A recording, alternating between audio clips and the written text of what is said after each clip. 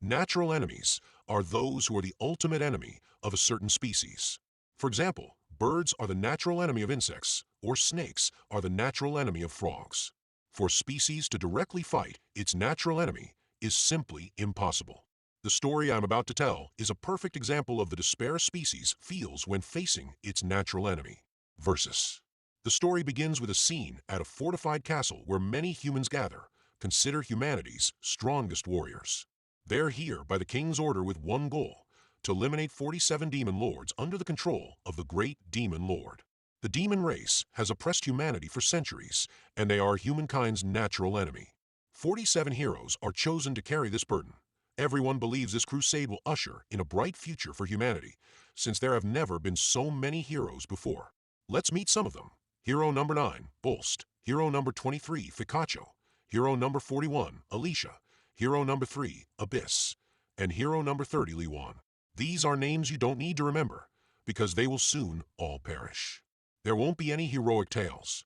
What humanity faces is the tragic reality of complete annihilation by the demon race. 6 months later, hero number 11, Hallow, is anxiously reading a bloody letter from the kingdom. Hero number 23, Ficacho, lost in battle with the demon lord, Digonazel, was captured and turned into a test subject. Hero number 41, Alicia, lost to the demon lord Varnishgalgi, went insane, and lost all combat ability. Hero number 10, Macbuck, was brainwashed and became a demon's minion. Heroes 9, 3, and 30 also died in battle. There is no news of any human victory, no matter how small.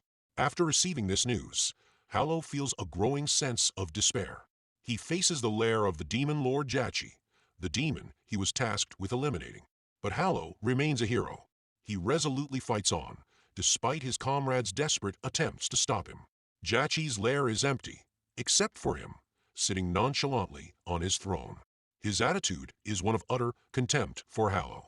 Hallow's attacks are ineffective, and Jachi's mere presence causes Hallow's teammates to bleed. Hallow struggles in despair, but unexpectedly, his holy sword and right arm are neatly resting on Jachi's fingertips. Clearly, humanity, whether heroes or civilians, is just trash to their enemy. The demon race is unbeatable. Hallow's broken body is thrown from the castle. He falls into the abyss of despair. It seemed to be the end for humanity's 11th hero, but fate had a different plan. After falling, he's rescued by his brother's team, the mage Zabi. Though he survived, Hallow's spirit is broken. He can no longer bear his weakness, his own and his fellow heroes. Zabi approaches his younger brother, sharing that humanity still has a chance to fight back. A plan B has been underway since the heroes began fighting the demon race. For the last 6 months, mage teams like Zabi's have created colossal magic circles across the world to perform a ritual Zabi showed Hallow as a child, interdimensional summoning. Similar to Ice-Sky, it summons beings from another world to be heroes to save their world. While they're distracted, Jachi's army approaches. Even though they were only a small group, they still overwhelmed Zabi's team of mages. Hallow has lost his will to fight. As things become critical, a sudden barrage of energy destroys many demons. A group in advanced armor and weapons appears, seemingly not from this world. Zabi's plan has succeeded. They've summoned another world from another universe, and these people are from a world with a completely different civilization and history. So now, they won't have to fight in despair anymore. The summoned humans will save the world now. But this is a vain hope. All they got were pleas for help from strangers in front of them. The summoned ones were facing destruction, just like in Zabi's world. According to the female commander Kayla, they're in anti-machine combat forces. Through some coincidence, they opened a dimensional portal to this world, at the same time Zabi's summoning ritual to seek help. In Kayla's world, intelligent AI robots created by humans have surpassed their creators and now rule 80% of the world, becoming their natural enemy. While both sides boast about their enemies, a strange sound interrupts their debate. The natural enemy of the mechanical world has arrived, robots. They seem harmless, enticing humans to surrender with empty promises. But if they detect life nearby, they activate their extermination protocol, acting like savage beasts. Ironically, the powerful guns and bullets that save Zabi and Hallow are useless against them. The robots constantly upgrade, gaining resistance to all weapons. In this dire situation, the mages unleash their magic, using attacks the robots haven't faced before, proving somewhat effective. Now, what both sides understand: one side's weapons can help the other side fight its natural enemy. A faint hope remains. Both sides unite in a desperate alliance to save both worlds. But it's a brief respite before true despair descends. A massive demon army suddenly arrives. The robots haven't been destroyed. They can simply restart their systems and continue fighting. Humanity must retreat immediately. Zabi's mages can use wide-range teleportation to bring everyone back to the kingdom's fortress safely, but they must hold off the enemies for 5 minutes. A desperate defensive battle begins.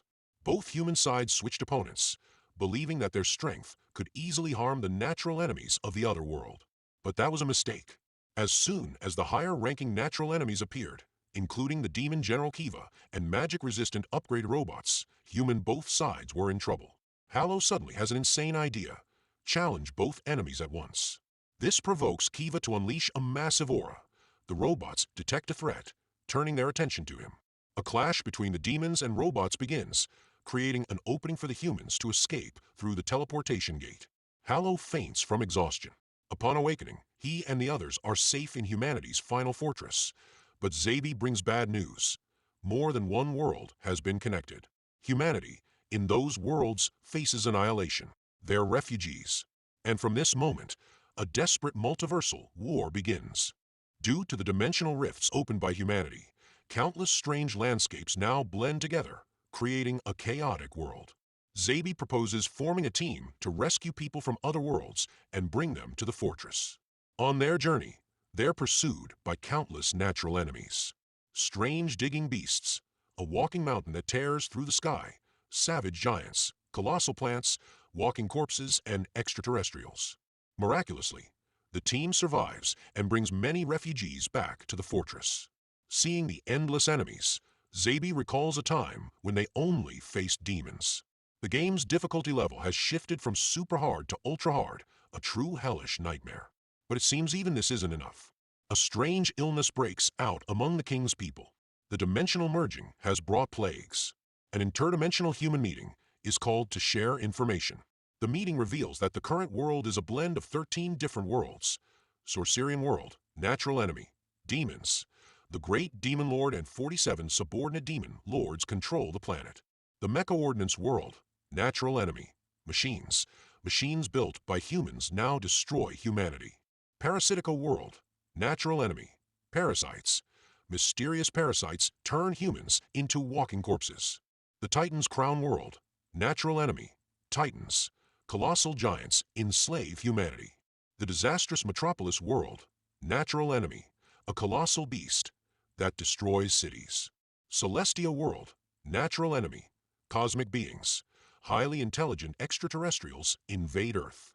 Gaia's wrath world, natural enemy, natural disasters. Colossal plants and animals rampage, destroying human habitats. Neo-Terra world, natural enemy, neo-humans. An evolved human race conquers humanity. Indignia world, natural enemy, supreme gods. They rule humanity through religion. The Cursed Lands world, natural enemy, curse. It corrupts the land and ocean. Extremia world, natural enemy, the game. Land of the Lawless world, natural enemy, humans. Lawless gangs emerge from prolonged global war. Yggdrasian world, natural enemy, the world tree. A colossal tree absorbs the planet's life force. After hearing that, everyone gave up, despaired, and waited for the death sentence to come to them. Then, Halo remembers the reason he and his brother's team escaped the demons and robots. He proposes a crazy plan. Let the natural enemies destroy each other. The meeting falls silent. Everyone considers it absurd.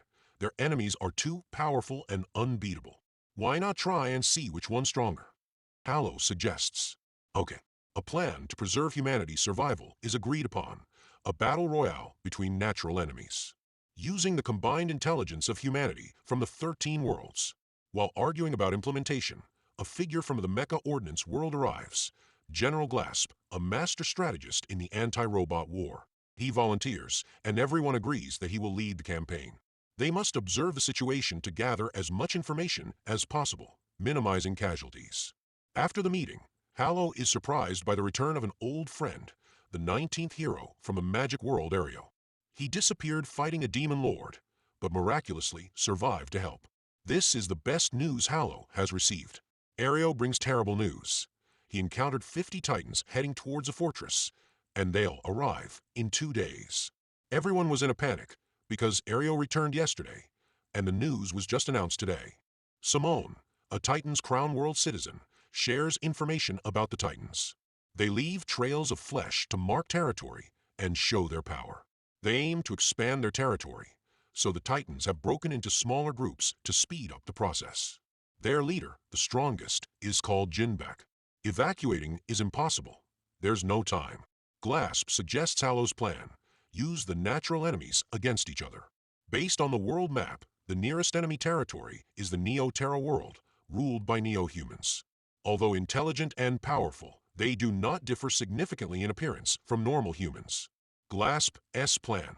A group will contact the giants, feigning surrender to gain their trust. Then, they'll lead the Titans to a human base.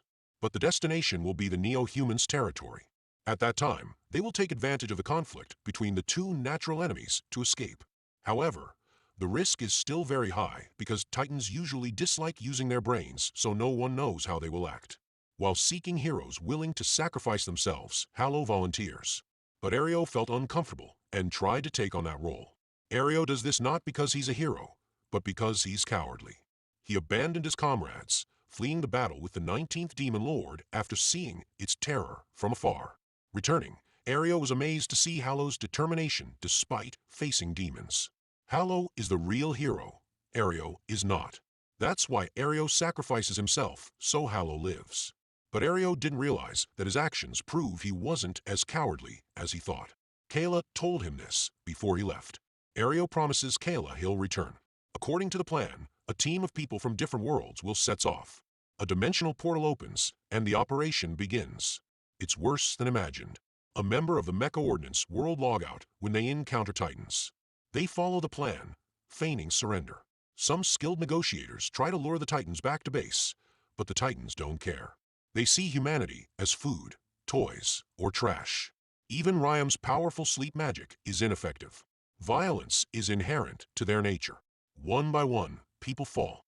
Jupit from the Celestia world switches to attack mode and unleashes a laser from space, targeting the Titans.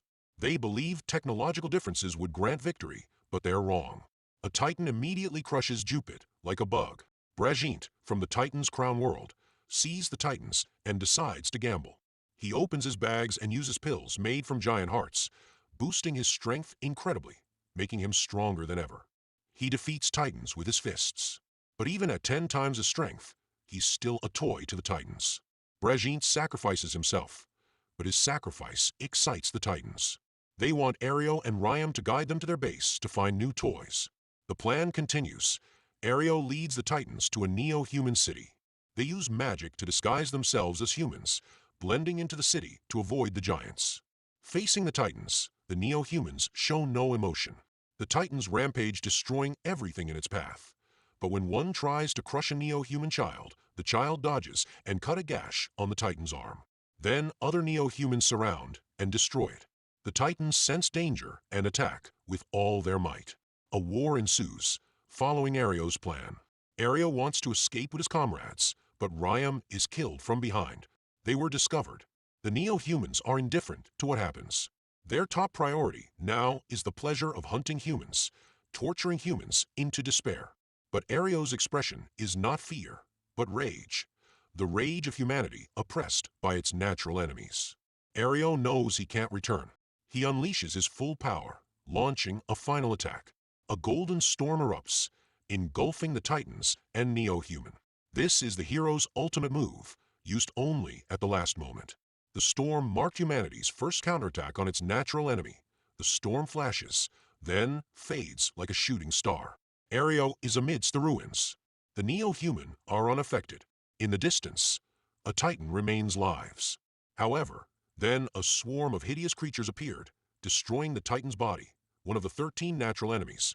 Parasitic, the Neo-Humans were now even more excited than ever, because now they had a new toy. The battle continued.